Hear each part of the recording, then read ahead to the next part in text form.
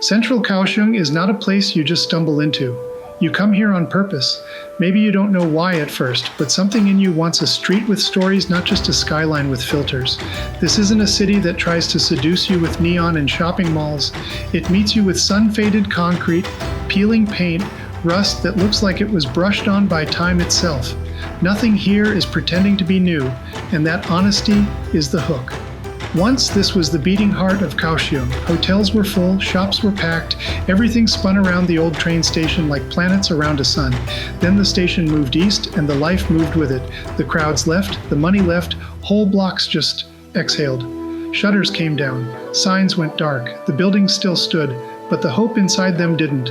As if that wasn't enough, a series of fires swept through. Not dramatic enough for foreign headlines, but brutal enough if you lived here. For a while, it felt like the neighborhood was cursed in that slow, urban way. No explosions, no big drama, just steady, grinding decline. But cities don't die, they wait. And Central Kaohsiung waited for the people who had more courage than options.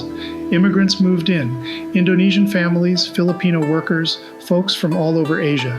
They took the empty rooms and turned them back into homes.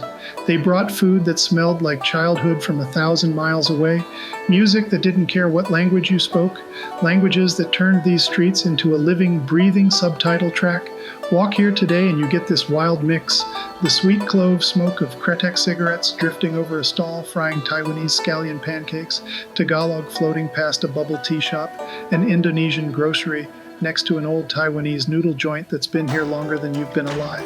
It's messy, it's chaotic, and it feels very, very alive. Then the cranes showed up. The metro stations got rebuilt. The new Kaohsiung train station rose out of the old like the city finally clearing its throat. Young people started moving back in, families, a few tourists who took a wrong turn in the right direction. New apartment blocks sprout next to sunburnt low-rise buildings, fresh glass and steel growing out of cracked concrete. Call it gentrification, call it resurrection, call it whatever you like. But something is happening here and you can feel it under your feet. What I didn't expect was the warmth. This isn't the fake smile you see in a place that's burned out or mass tourism.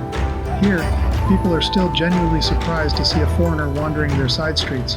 First they stare, then they smile, then they hand you a bowl of soup or pull you into a shop full of spices you can't even name yet. Their welcome doesn't feel like a sales pitch. It feels like an invitation. Thanks for noticing we're here.